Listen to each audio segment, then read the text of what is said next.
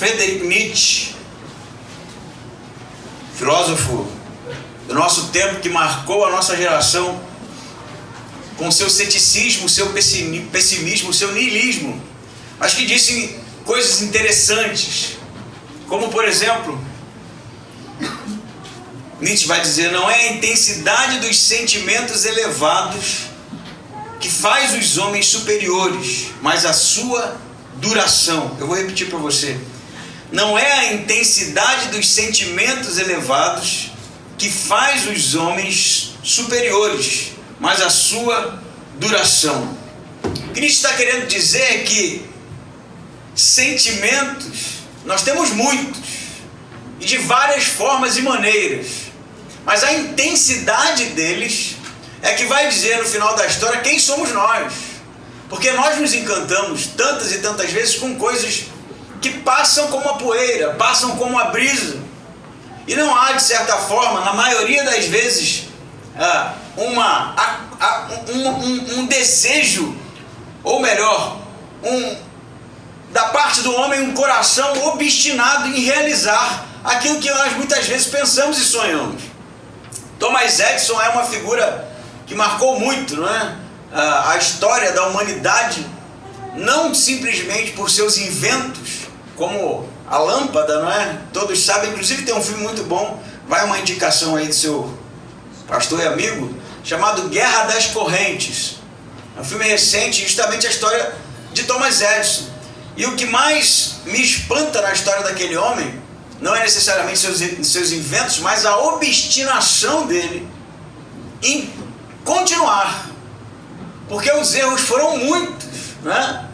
Os enganos, então, os testes que não deram em nada. Inclusive, ele vai dizer que, com todos os seus erros, ele aprendeu uma coisa, que foi no seu acerto. Os erros no final da história, para Thomas Edison, era uma grande experiência, um grande experimento também, um grande laboratório para o acerto, e não simplesmente o erro por erro. Isso é interessante porque, se nós juntarmos as duas ideias de Thomas Edison e sua obstinação e seu desejo de querer realizar, mesmo errando, insistindo, com o pensamento de Nietzsche dizendo que o sentimento, na verdade, duradouro é que vai fazer dos homens elevados, nós temos, quem sabe, aí um assunto para tratarmos, que é justamente o homem, em se tratando do ser humano, enquanto um indivíduo consistente, enquanto um indivíduo que de fato coloca a sua experiência e a sua expectativa e a sua experiência de maneira fincada na terra, a ponto de ir até o fim na sua caminhada. E é justamente sobre isso que Tiago vai falar na sua carta, que nós vamos ler agora. Se você está aí com a sua Bíblia aberta ou seu celular conectado, vamos ler juntos. Diz assim: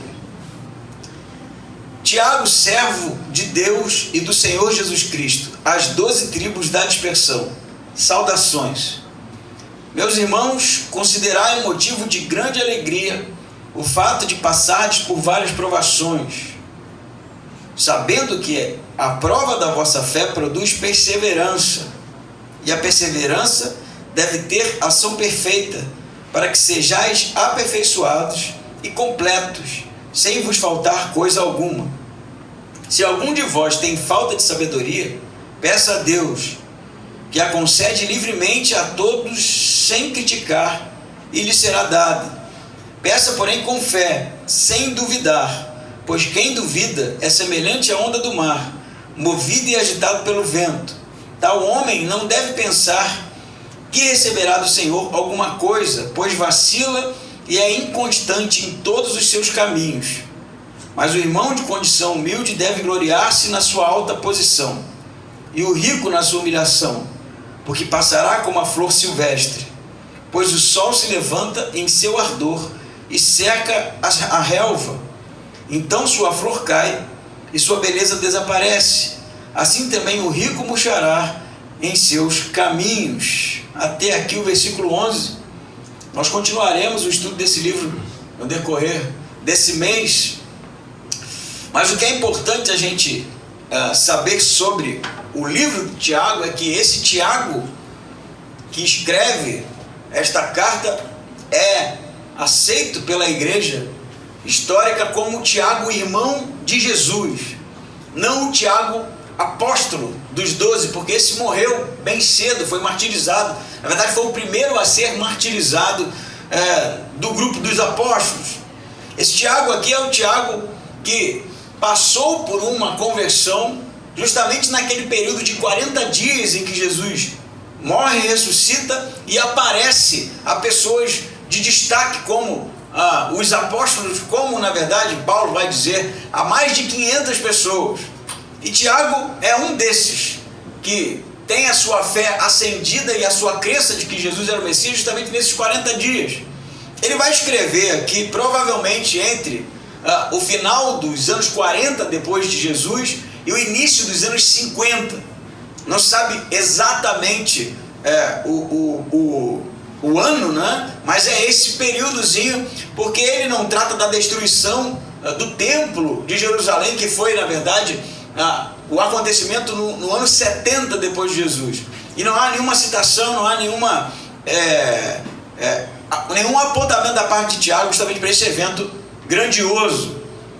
Mas ele escreve e começa, né, com uma saudação que diz assim: Tiago, servo de Deus e do Senhor Jesus Cristo, as 12 tribos da dispersão, saudações. O que seria as 12 tribos da dispersão? 12 tribos nós sabemos que é como o Antigo Testamento trata Israel, as 12 tribos. Só que Tiago também tem a informação de que não existem mais 12 tribos, né? Na verdade só existiam 2 tribos no tempo de Tiago, no tempo de Jesus, que era a tribo de Judá e Benjamim. As outras tribos sumiram, desapareceram durante os exílios que eles passaram. Então, o consenso dos teólogos e dos historiadores é que Tiago está se referindo à igreja cristã judaica como as 12 tribos, como sendo aqueles que eram pertencentes ao grupo chamado o povo de Deus. Por que judaico? Por que uma igreja judia? Porque Tiago era judeu. E ele, como irmão de Jesus, era o líder da igreja em Jerusalém. Ele não está limitando a sua carta a não-judeus, mas ele tem o foco justamente a esses judeus dispersos que haviam se convertido ao cristianismo, mas que estavam padecendo perseguições. Que tipo de perseguição? Ainda não havia acontecido nenhuma perseguição oficial da parte de Roma, mas esses cristãos, judeus cristãos, que de fato haviam se convertido ao cristianismo, eles passavam também privações por parte dos seus irmãos judeus. Muitas vezes um judeu que se convertia ao cristianismo era mal visto pela comunidade judaica do seu tempo como um herege, como alguém que havia aderido a uma seita que, como a gente viu na história de Jesus, não era muito bem aceita pelos doutores da lei. Esse de fato ia ter dificuldade para trabalhar, ia ter dificuldade para arrumar emprego, ia ter dificuldade para participar dos cerimoniais, ia ser olhado tantas e tantas vezes como alguém inapto para os cultos, para os cerimoniais religiosos.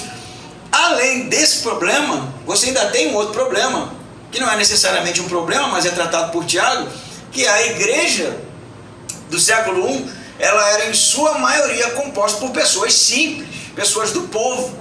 A igreja, se você der uma olhada panorâmica nas cartas paulinas, né, e nas cartas dos apóstolos, você vai perceber que muitas vezes eram trabalhadores do campo, pessoas que dependiam, não é, da colheita, dependiam de alguém dar uma oportunidade, dependia de fato ter um período de crescimento econômico no lugar onde eles estavam inseridos, dependia de tantos e tantos fatores em que muitas vezes isso não acontecia, eles passavam privações.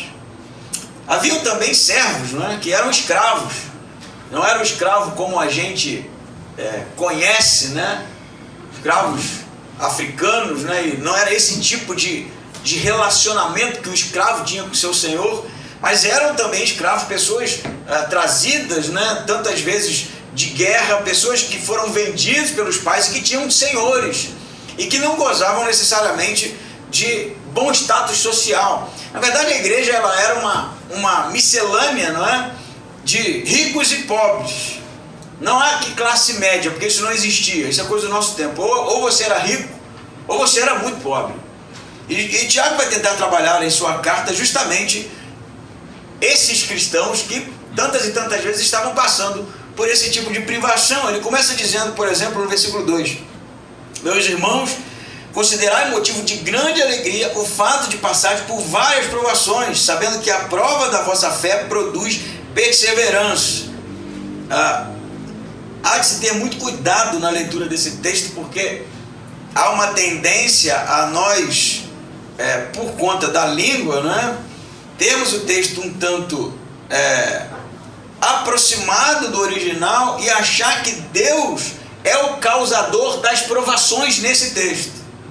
Eu já vi inúmeros pregadores dizendo que Deus prova os seus filhos, como se Deus estivesse colocando você em situações que exigisse de você, muitas vezes, o sofrimento, muitas vezes a frustração, porque Ele quer tratar alguma coisa em você. Isso pode até ser verdade em outros textos, mas não nesse, porque Tiago não está dizendo que Deus está causando provação em ninguém. Ele está, na verdade, tentando levar alegria para aqueles que estavam passando por tribulações. Tribulações essas que eu já enumerei aqui. E ele vai dizer: considerai motivo de grande alegria, o que na verdade no grego, você pode muito bem fazer outro tipo de leitura que fica, eu acho, mais próximo da ideia central aqui, que é que a alegria esteja com vocês, que a alegria esteja em vocês, quando vocês estiverem passando por momentos difíceis. Essa é a ideia. Não é que Deus está aqui provando as pessoas, não é isso que ele está dizendo, mas no período em que as coisas não estivessem bem, que você não estiver encontrando emprego, que o dinheiro faltar, que a doença lhe pegar, que a alegria esteja com você. E ele vai dizer por quê? Porque normalmente difícil é ficar alegre em um momento justamente de dificuldade, não é? Como assim alegria? A gente até tenta, né? Eu já vi gente falar, não, porque se eu estou passando fome, glória a Deus, né? Se eu sou acometido de um câncer, eu canto ao Senhor. Em alguns episódios bíblicos isso realmente acontece, quando Paulo é preso, quando Pedro é preso, eles louvam ao Senhor, mas não quer dizer que eles se alegram, eles estejam vivendo um momento de euforia, porque estão sofrendo. Isso na verdade é um absurdo, né? Mas entendendo que estavam sofrendo e sendo perseguidos por causa de Jesus.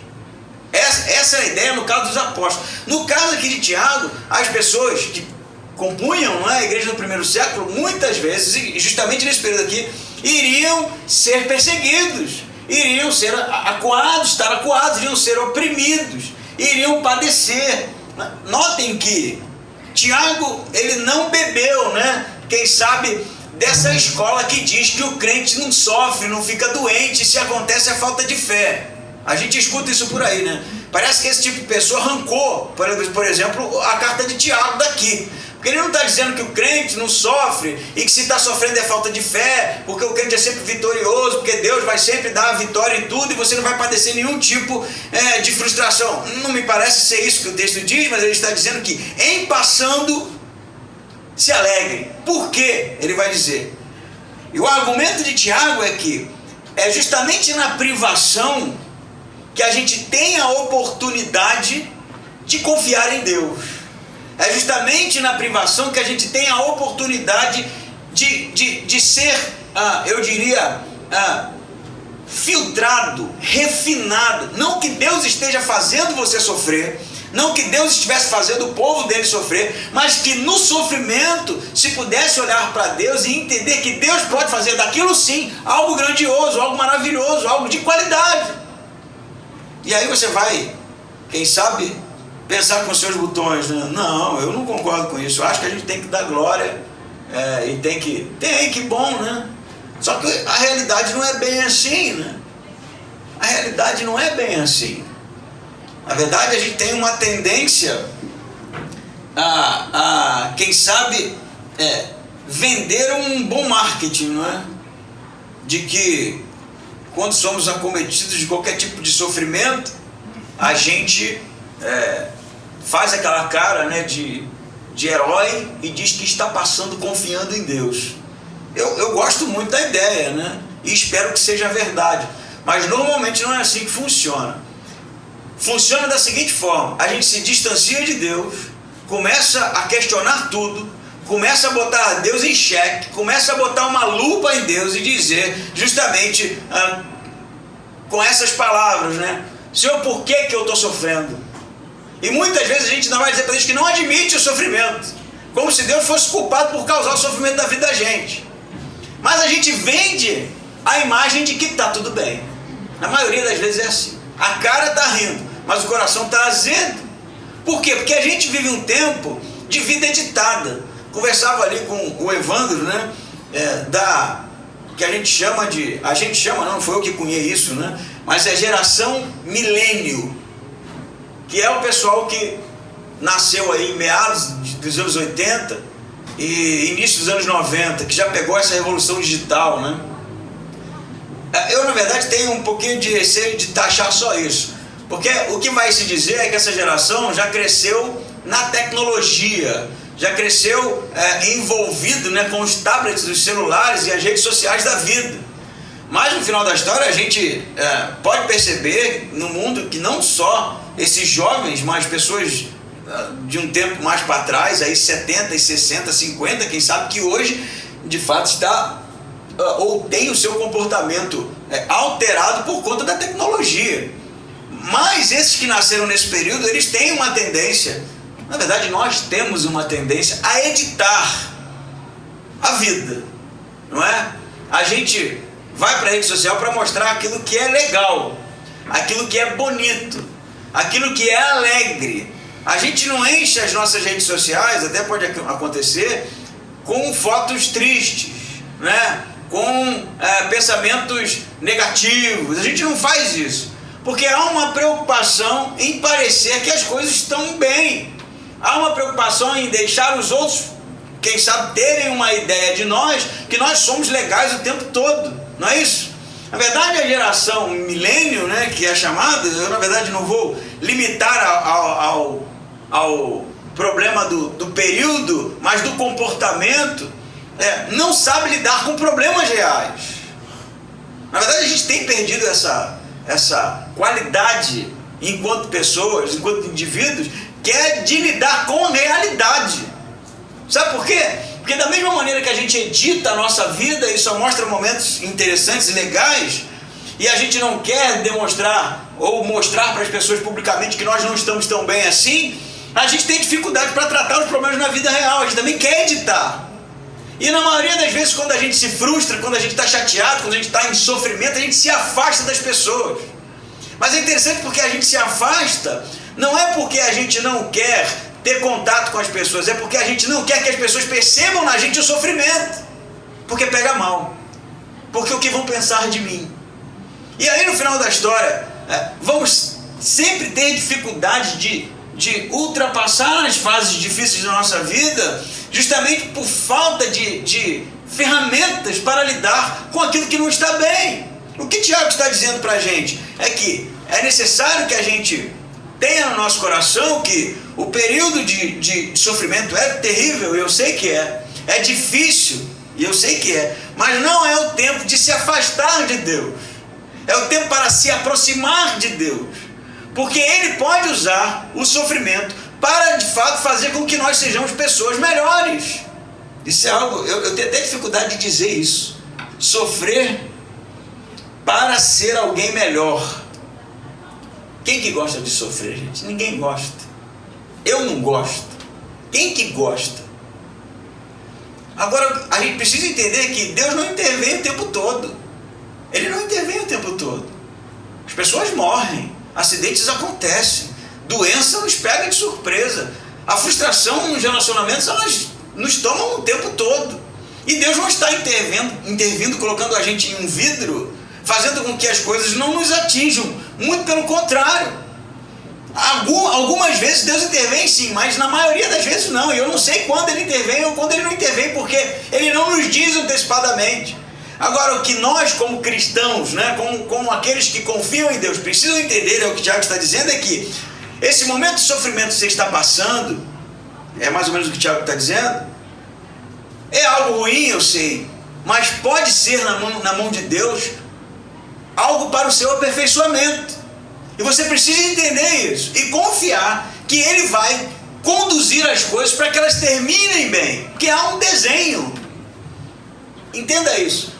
Estou tentando não ser redundante na história, mas eu quero fugir desse conceito de que Deus fica punindo as pessoas porque Ele quer ensinar alguma coisa. Isso é errado. Isso é errado, é um conceito errado de Deus.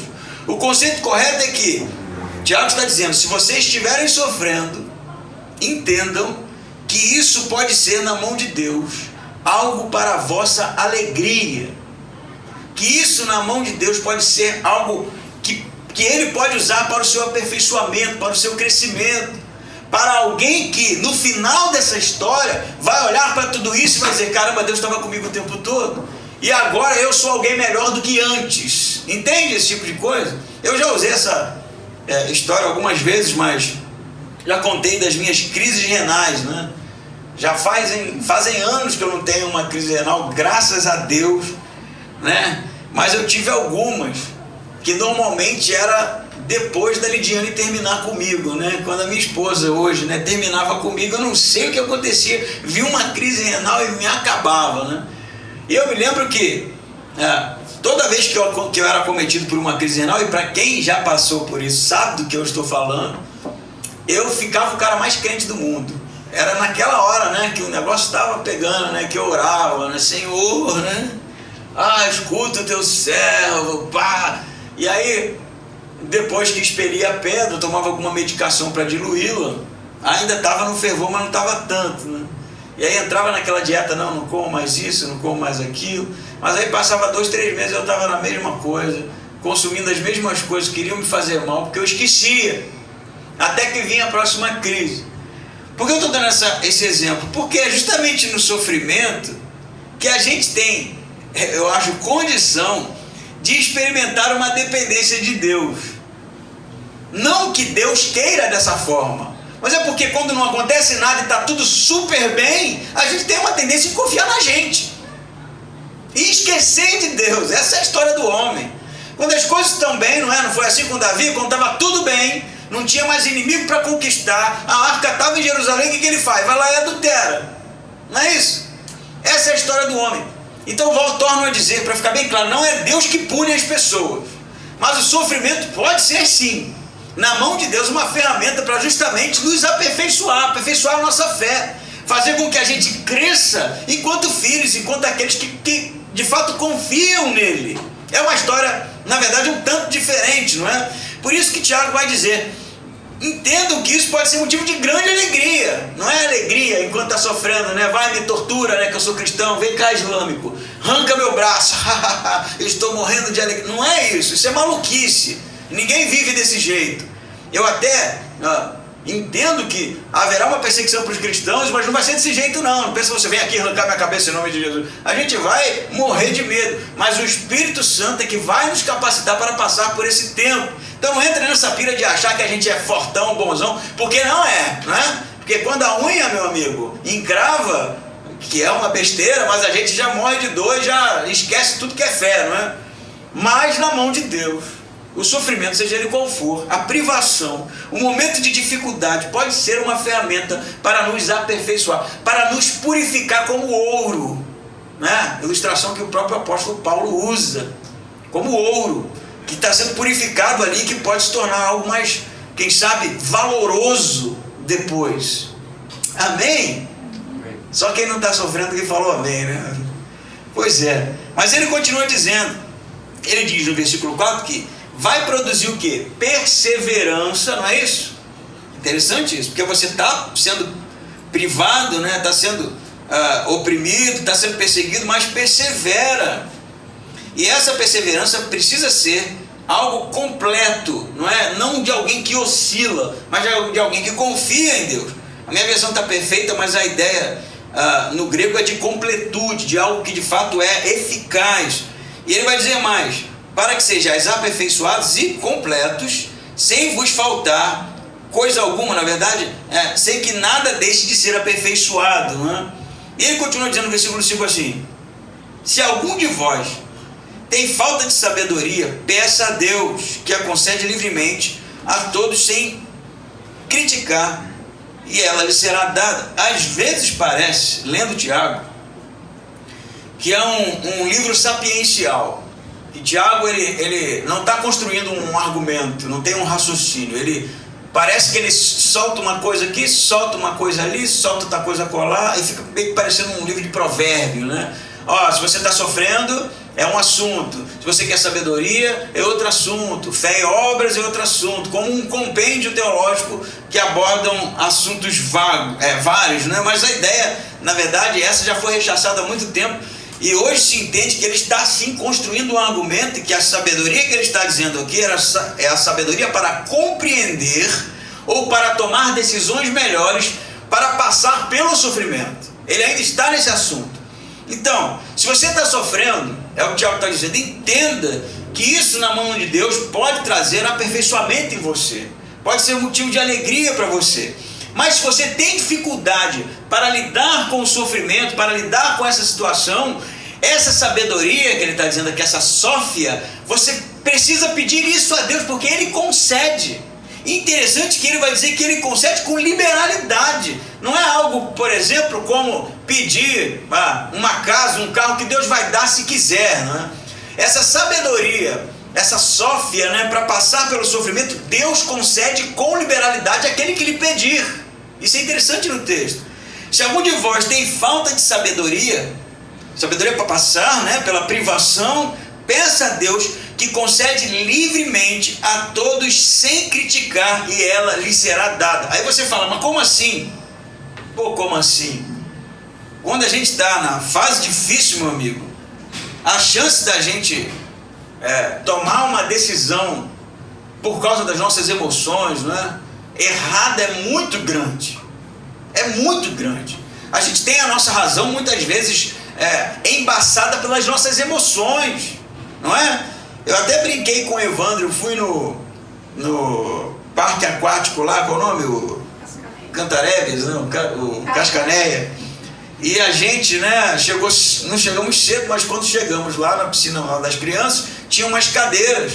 E nós arrumamos nossas coisas, lá ficou meu sogro, minha sogra uma cadeira, eu e a Lidiane em outra.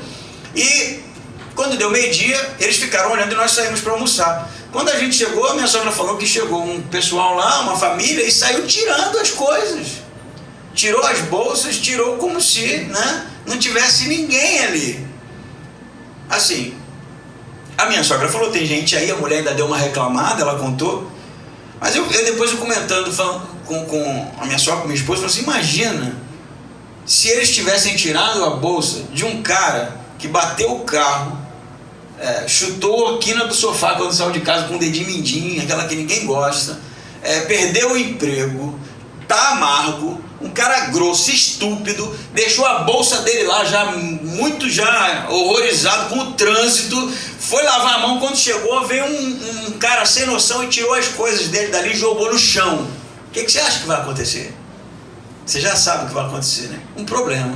Aquela família ali vai ter o dia estragado por causa de uma decisão ali, eu diria, no mínimo egoísta. A gente também não está livre disso, né?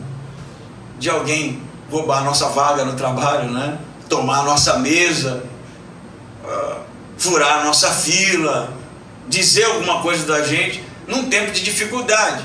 E aí a decisão que a gente vai tomar, muitas vezes, pode ser fruto de uma emoção extrapolada, de uma falta de controle, justamente por causa da situação, dizer coisas, né? Ou mesmo ouvir coisas, entender errado.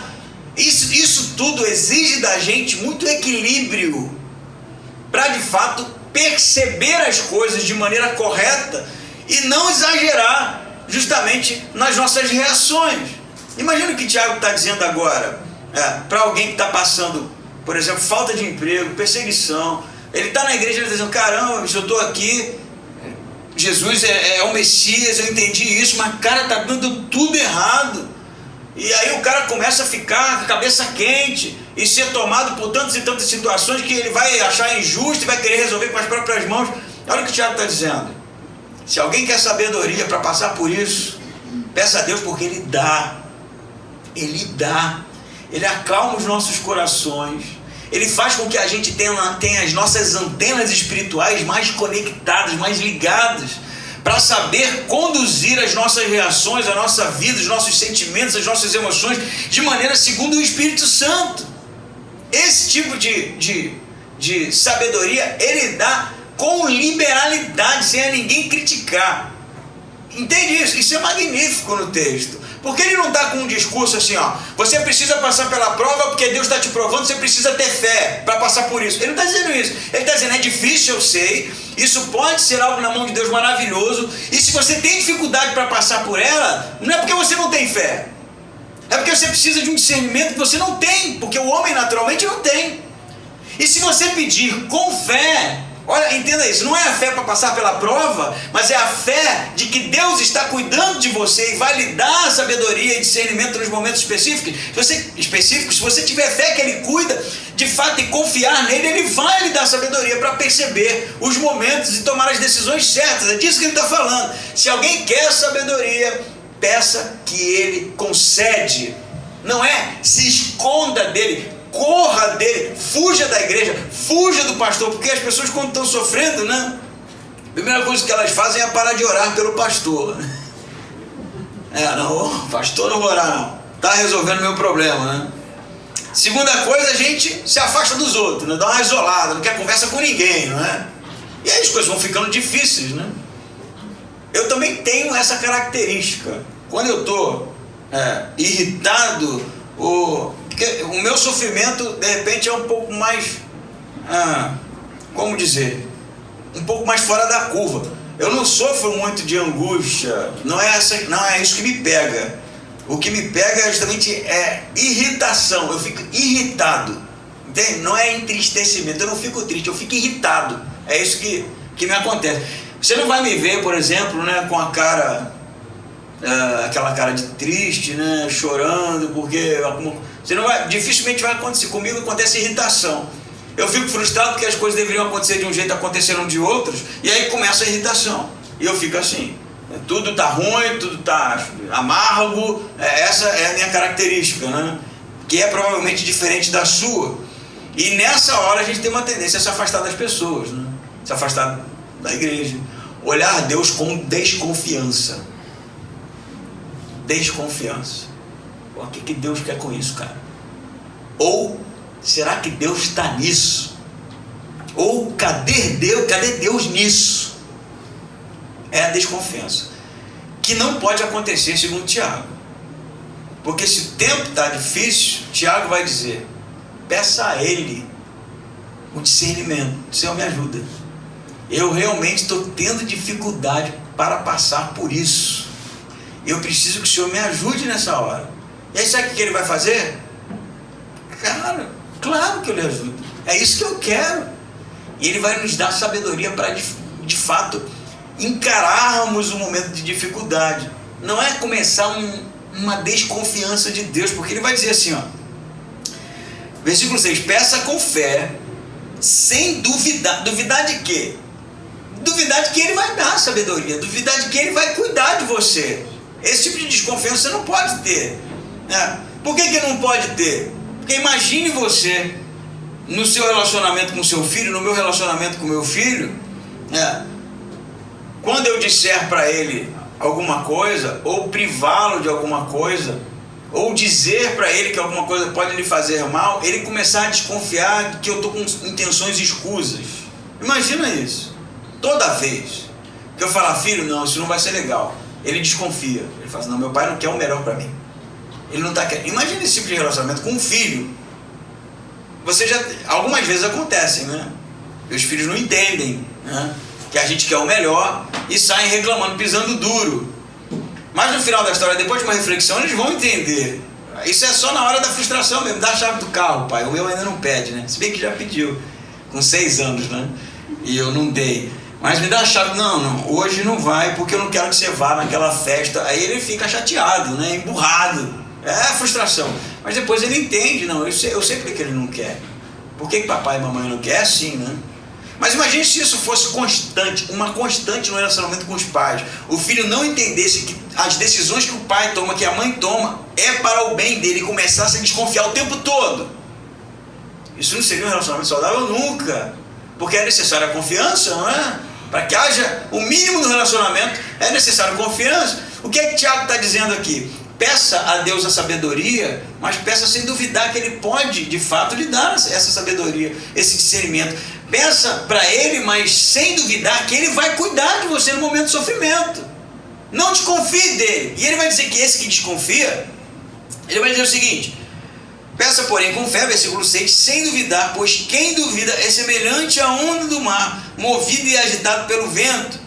Tal homem não deve pensar que receberá do Senhor coisa alguma, pois vacila e é inconstante em todos os seus caminhos. Ele usa duas metáforas aqui para ilustrar a inconstância da fé de que Deus cuida da gente.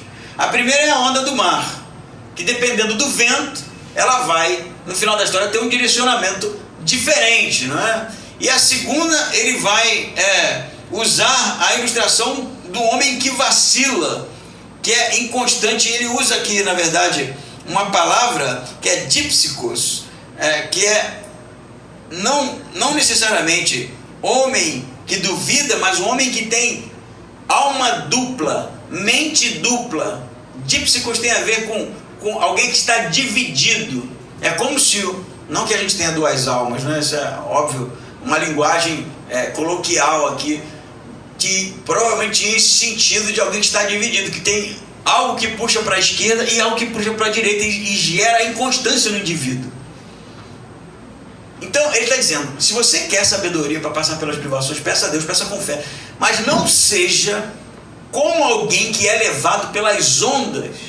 Não seja como alguém que tem duas mentes, duas almas, duas personalidades, que em determinado momento está feliz, está tudo certo, está curtindo a vida, vem à igreja, canta, louva, dá bom dia para todo mundo, mas quando as coisas estão ruins, você se torna outra pessoa, outra vida, outra alma, outro indivíduo, completamente contrário, completamente inconstante, que duvida de tudo.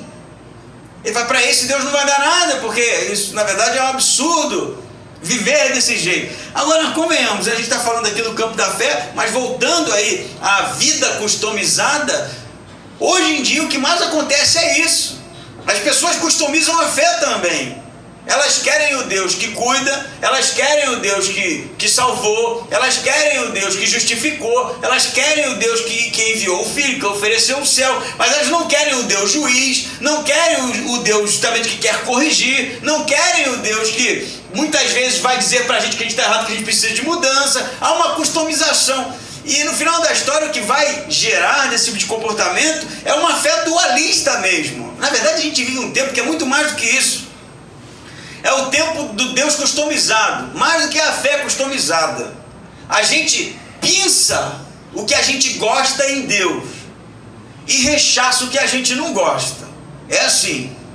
Eu até escrevi esses dias que quem faz isso, ele não crê em Deus, ele crê nele, não em Deus. Porque se você crê em Deus e se isso é real, você precisa crer de maneira integral, não é?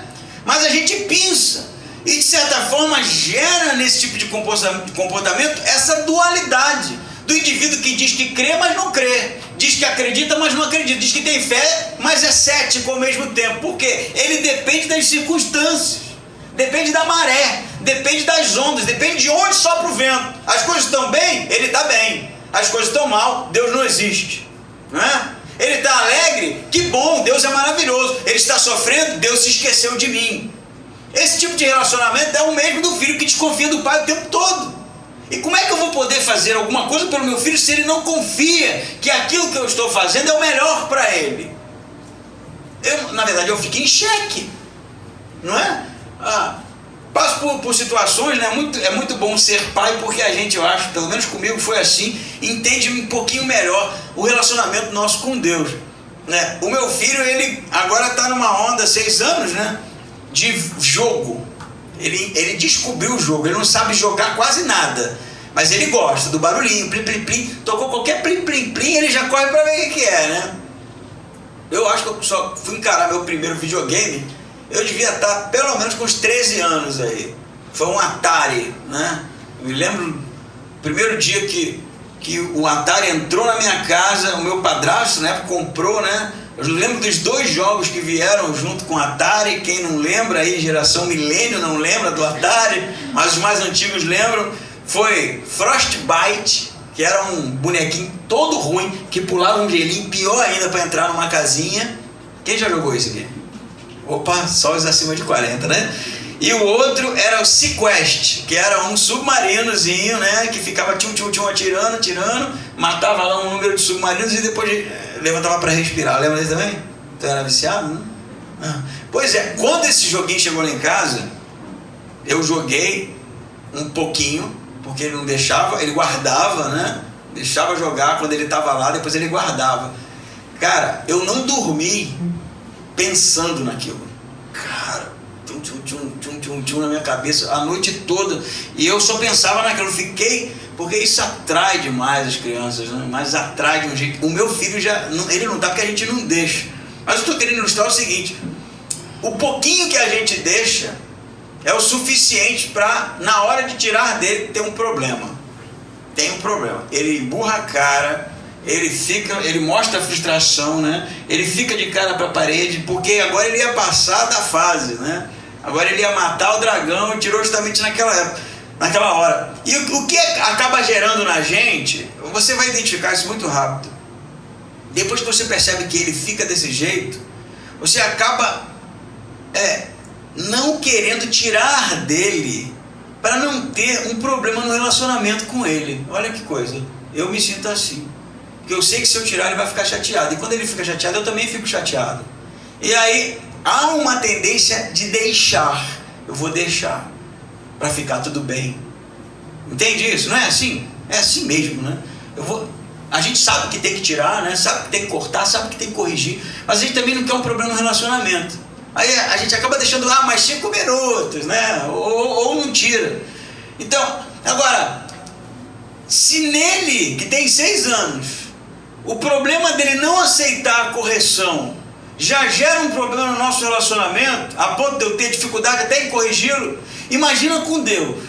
Se a gente viver desconfiado de que o que Deus está fazendo para a gente não é bom, e que a gente não pode confiar nele, você já entendeu tudo. A gente tolhe Deus de poder cuidar da gente. Não é isso? Não que Deus vai deixar de te exortar porque Ele não vai querer ter um relacionamento ruim com você, mas você vai acabar pensando assim, porque o Deus que deixa a gente sofrer, que tipo de pai é esse? O Deus que tira o emprego da gente, aí a gente acaba jogando tudo na conta dele, porque a gente desconfia o tempo todo. É alguém de alma dobre, como diz algumas versões, de 2 mentes, que depende de ter, né, as bênçãos alcançadas, depende de ter um objeto de desejo nas mãos para que haja relacionamento. Quando não tem, a gente cruza os braços e fica de mal com Deus. Isso, na verdade, é o que Tiago está querendo combater aqui.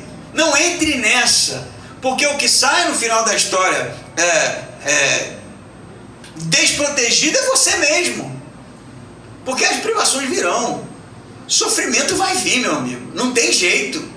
Você sai daqui e torce o pé ali descendo a escada, pô. Você topa com um cara ali sem noção que lhe dá uma fechada que você bate o carro na parede. Não tem jeito, não tem jeito de fugir disso. Às vezes até as pessoas que a gente ama tanto dizem coisas pra gente que machuca a gente e gera sofrimento. Vai fazer o quê? Vai jogar na conta de Deus? Olha como Deus é mau, olha como Deus cuida. Não entra nessa.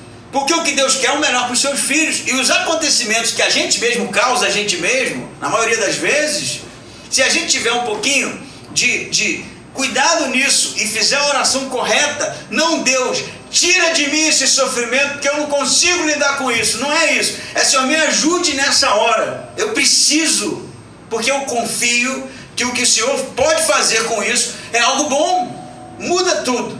Muda tudo. Não, por isso que o Tiago vai dizer, não com descrença, com ceticismo, com desconfiança dele, como alguém que depende das circunstâncias para ter um relacionamento com ele, mas como alguém tipo Jesus, que na hora do sofrimento deixou que Deus conduzisse as coisas, né? Olha a oração de Jesus, né? É o modelo. Quem sabe, assim como o Tiago tem em mente aqui, no seu livro As Bem-aventuranças, né? Depois ele vai dizer alegrai-vos, né? E a mesma palavra que Jesus usa, bem-aventurados, é alegrai-vos, macários, né? Ele vai usar aqui justamente no final. Jesus também, no momento da provação dele, que tipo de oração que ele fez? Pai, eu não quero passar por isso.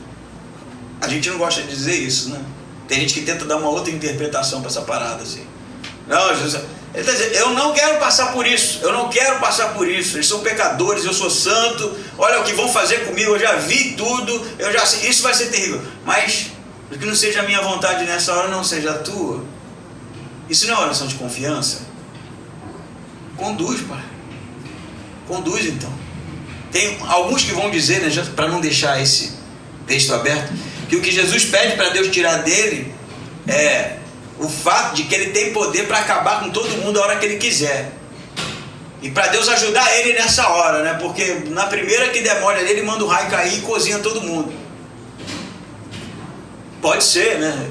Pode ser. Mas me parece que o sofrimento de Jesus, a angústia de Jesus, está no fato que ele tomaria o pecado do mundo sobre si.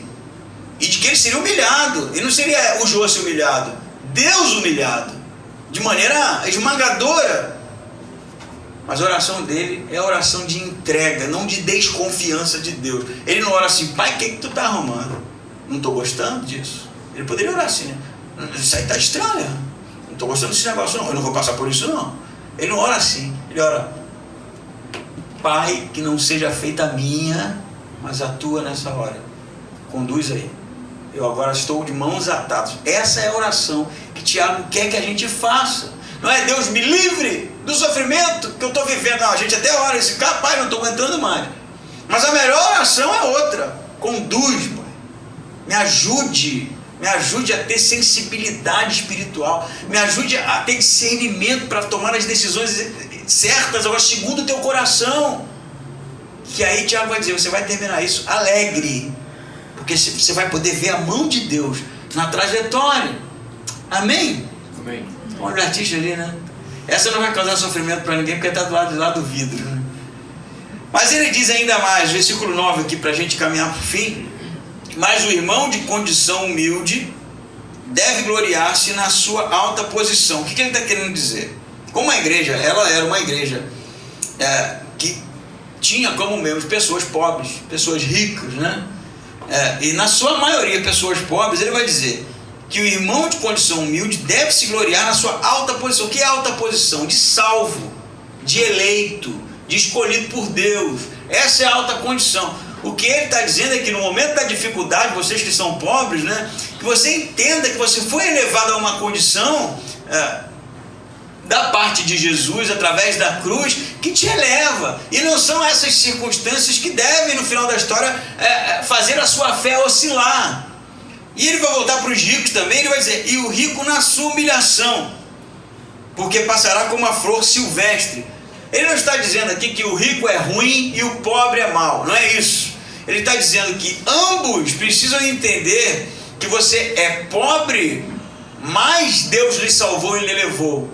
Que você é rico, mas essa condição de riqueza lhe é indiferente, porque o que é relevante nessa história é justamente ser salvo por ele.